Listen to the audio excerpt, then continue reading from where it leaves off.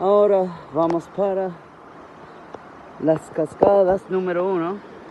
No número 1 de que son mejores, pero el nombre número 1. Hay que cruzar otro puente de eso. Honestamente nunca me han gustado estas cascadas porque se ve que todo se acumula ahí.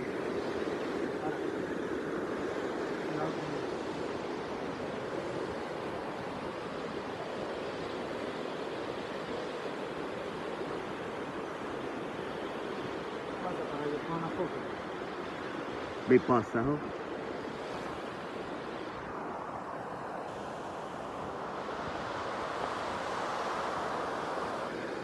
Aquí se podía bañar en el medio, es como una piscinita.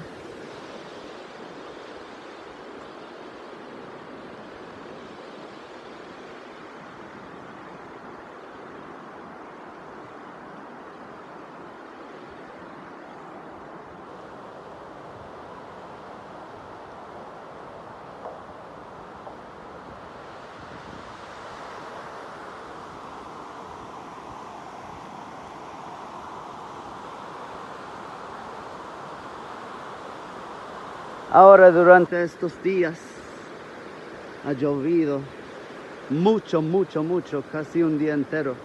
El otro día llovía,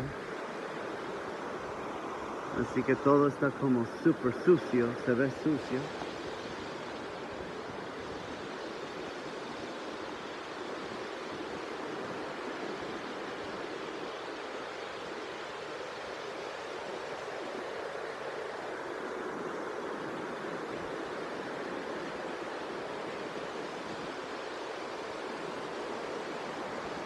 La acumulación de los bambú que corren desde allá arriba de la primera cascada.